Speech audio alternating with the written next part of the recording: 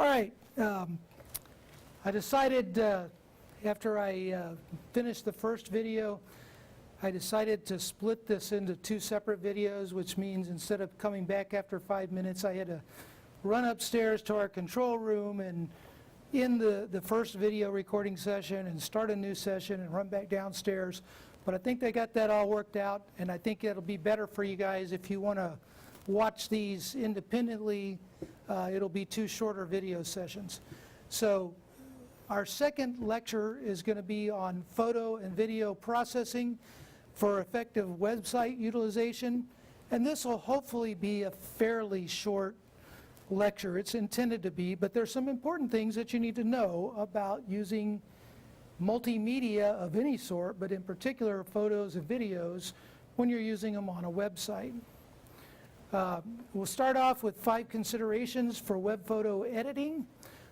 It's most important that you understand what you're trying to achieve with the photo. The photo tells a story or evokes some sort of feeling from the viewer, and you want to make sure that the photo is doing what you want it to do, and not, you know, if you want somebody to have a photo that denotes love, you don't want to have a photo that somebody might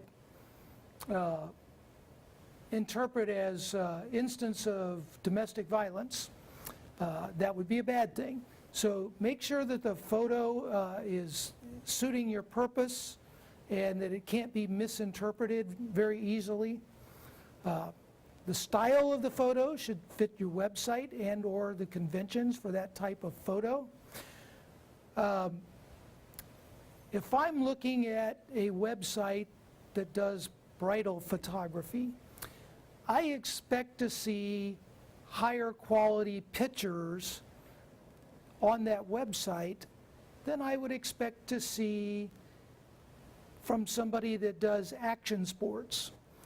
Typically action sports are the quality of them, because it's moving video, a lot of it is not necessarily the high quality that I would expect from a bridal photography site. So make sure that the photo fits with the purpose of your website and or conventions for that type of photography.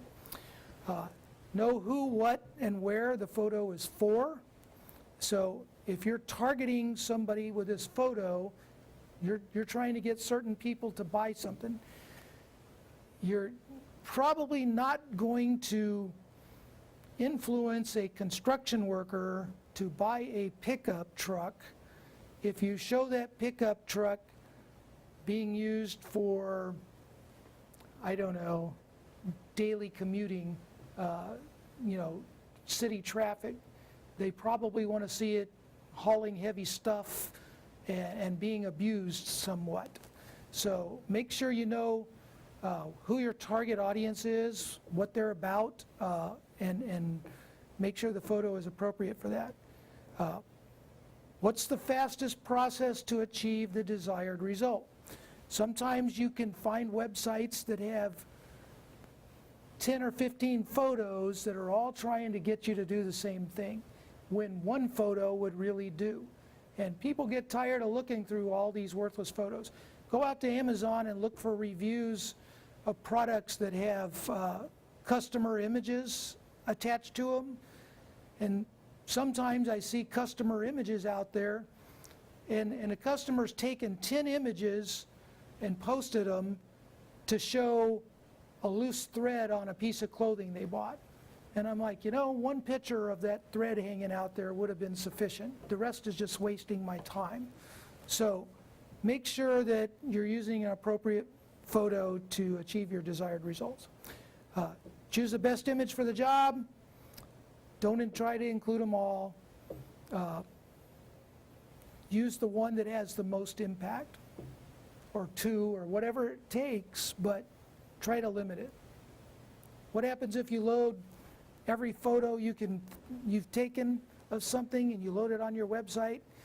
Your website will probably be slow to load and less responsive than it should be, especially if they're big photos, high resolution photos. Speaking of resolution, when you're rendering a photo on the screen, we used to say back in the days of CRTs, anybody remember CRTs? I do. Cathode ray tubes, big chunky monitors. Back in the day of CRTs, we used to say, make your screen photos 72 pixels per inch. PPI is pixels per inch, which is what we do in video presentation, whereas DPI is dots per inch, which is what we do in print. A lot of times people get those mixed up, and they're not the same. So make sure when you talk about putting photos and video on the web, you talk in terms of pixels per inch and not DPI. But it's a kind of an out-of-date standard. Our modern monitors are much more capable of displaying higher resolution items, and the pixels on them are just different than CRTs. So we need a little higher resolution to get an acceptable result. So now the common standard is 133 pixels per inch instead of 72 pixels per inch. If you have any less than that, it's going to appear fuzzy. If you have any more than that, it's going to make your page loads less responsive, and when people click on things and load images, it's going to be slow. You have to try to strike a happy medium. 133 pixels per inch is definitely not sufficient for a high-quality photography website, but for general purposes, it's plenty. Most people won't appreciate anything more than that because their eyes generally, that's about all they can see anyway. Another important guideline for creating a photo online is to use what we call the rule of thirds. We crop our photo to make whatever the focal point of the image is in the middle third of the frame of the photo. That's both from left to right and from top to bottom. And so you typically, if there's a single person in the photo, you want them in that middle third. Maybe if they're bigger than that middle third, you might need to zoom out and have more background around that person to make the image appear pleasing to the viewer. Remove distractions. If you take a picture of a nature scene and there's somebody walking through there, that is typically a distraction that you'd want to get rid of. You can capture a surrounding tone of the background and spray it over the distraction to mask it. There's a lot of cutting tools that let you cut out that distraction and fill in a background. So you can play around with those in Project One, doing some of those things in your images. Typically when people take images, most people take images with their cameras or cell phones or video cameras. They use the default settings more often than not. And sometimes the default settings are really good for looking at the image on that cell phone screen, or really it looks great in the camera. But when you transfer it to the web, sometimes it loses some of its crispness or sharpness.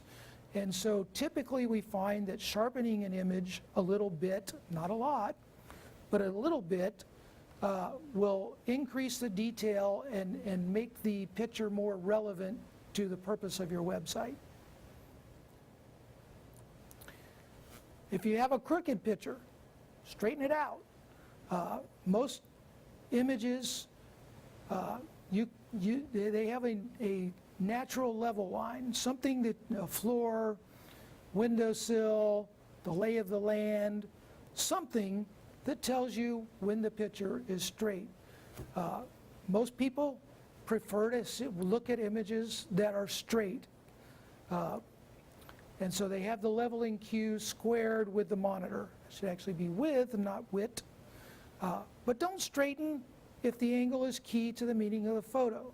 You would not want to go visit the Leaning Tower of Pisa and straighten it. That would not help with the understanding of what the photo is about. You can add a vignette.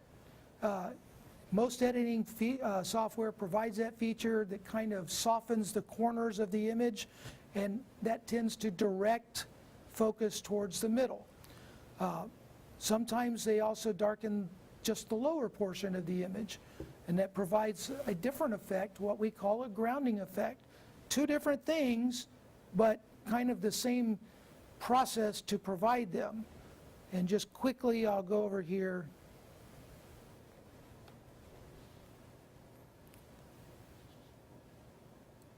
You guys could do this as well if you're interested, but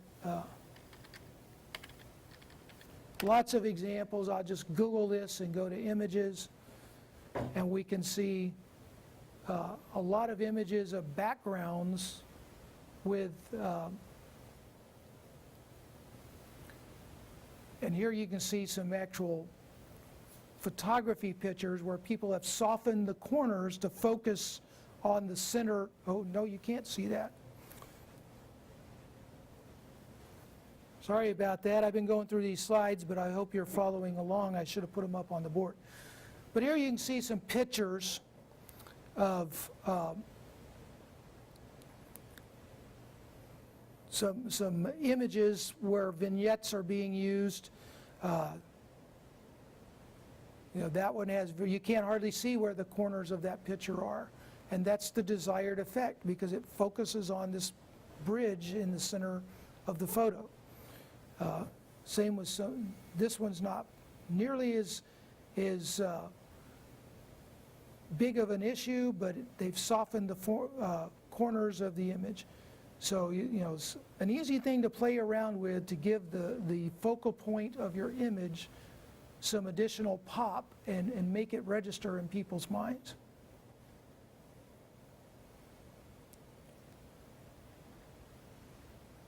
Now you have the slides up here now that we're practically done with them.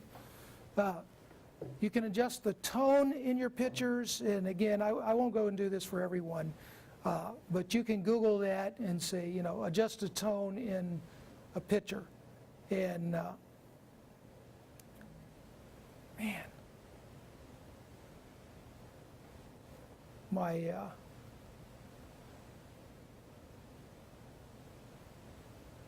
changes that I made to the PowerPoint didn't stick on this lecture. There you go. Now you can see them better. Adjust the tone.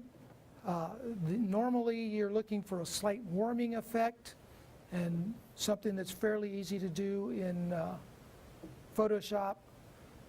Each increase either the color hue, which is kind of the shade of the color, or the saturation, but don't overdo it.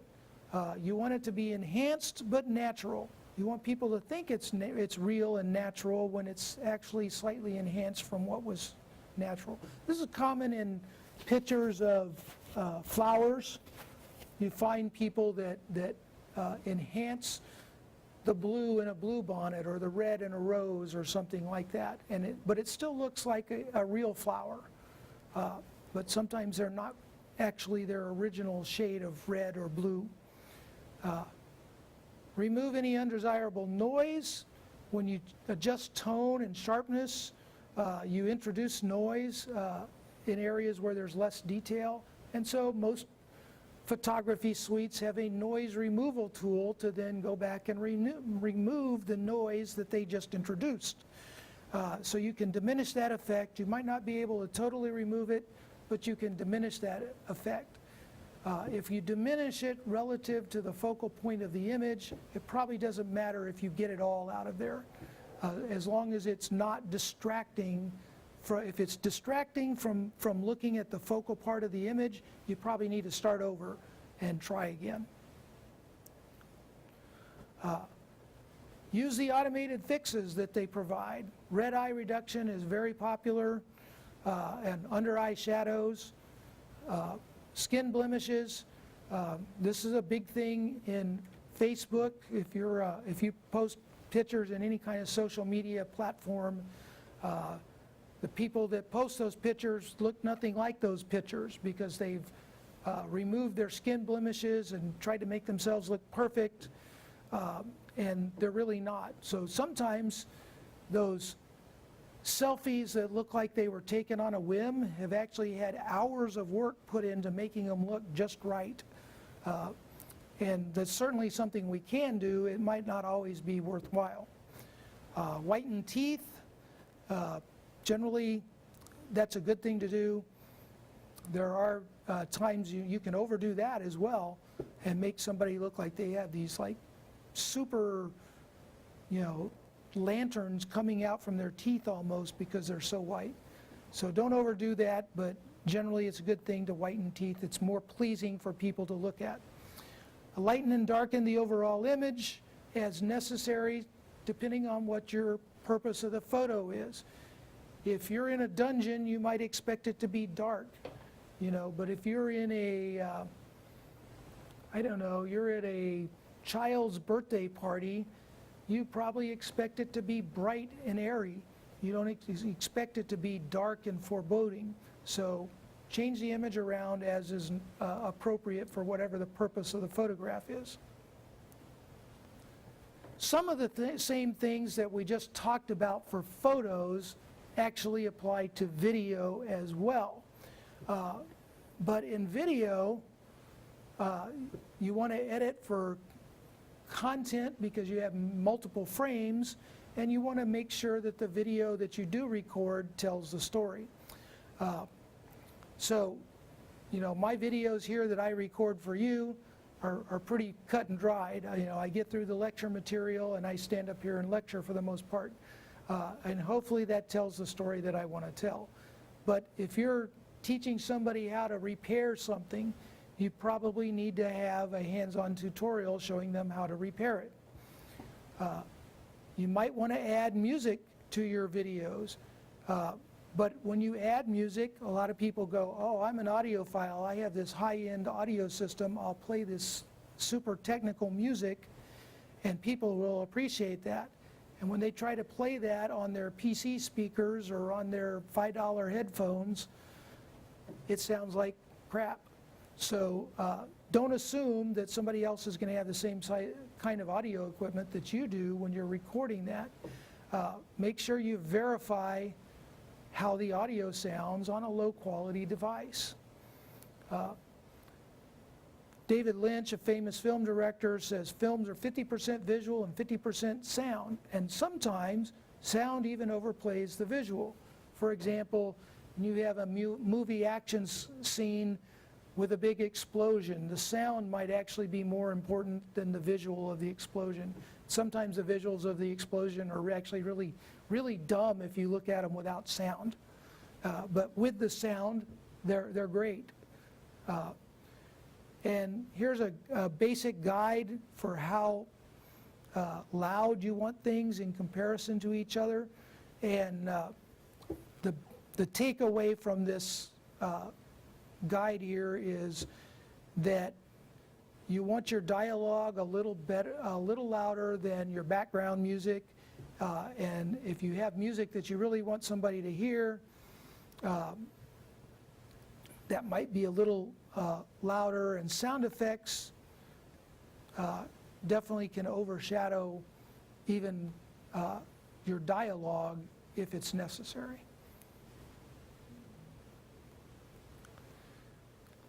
One thing people do wrong when they're editing video for the web is they make this, high resolution 4K, or now we even have 8K video, and they make this 8K video and they post it to Facebook or YouTube, and YouTube won't actually let you do that. And so YouTube will require you to render your video in a lower resolution before you can post it to their site. Every hosting site for video has a list of formats that they will accept, a list of specifications, and they require you to re-encode your video to their specifications. I can tell you that when I record one of these videos, it takes it several hours to encode this in the format that YouTube wants it in. I have a pretty good studio quality camera here that's recording this, but YouTube won't let us post video at that high of a resolution. 1080p is widely supported, and H.264 is the current most widely supported codec. So codec stands for coder decoder, and that's the standard that you use to encode your video. Frame rates, a lot of folks take video at 60 frames per second or 120 frames per second or even more. But on the web, it's typical that video is a much lower frame rate, somewhere in the 24 to 30 frames per second range. So if you record that high frame rate video, Facebook or YouTube is going to cut it down anyway.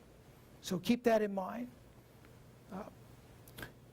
Hosting site guidelines change regularly. They usually get better. They get better for us. They support higher quality audios, higher quality video. And you kind of got to keep up with that. If you're posting 720p video and everybody else in your domain is posting 1080p, nobody's going to want to look at your videos because they look crappy compared to others that are related to yours. So you got to make sure that you're pretty much doing whatever the top level of capability is that the hosting site supports. Other than that, most of our rules for video are the same as for photos. Cut unnecessary content. Use transitions when they're appropriate, but use them sparingly. Nothing worse than sitting through an hour-long video and, you know, if I had every slide that came up on the screen, if I had it spiral into place on the screen, I could do that, and you would get so tired of it after a couple of slides that it detracts from the overall presentation. So use them sparingly, usually at a big break in whatever the video is, so you're transitioning from one major scene to another or something like that.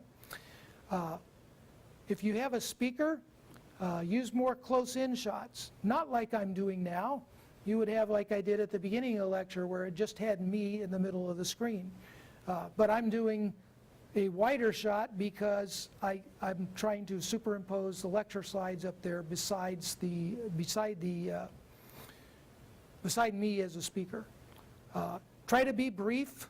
I haven't learned this one yet, as you guys have probably imagined. I tend to talk a lot about these slides, but depending on your purpose, you want to be, you don't want to waste the viewer's time, but you need to get the necessary detail across to them. Of course, that varies by purpose. You know, if I'm showing you how to,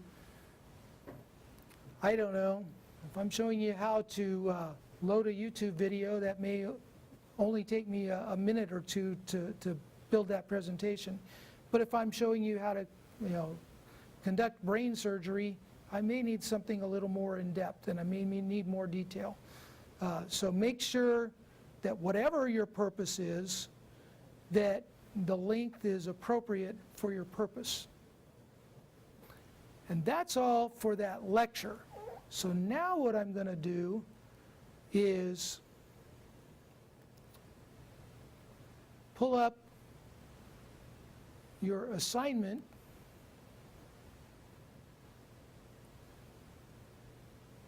I think.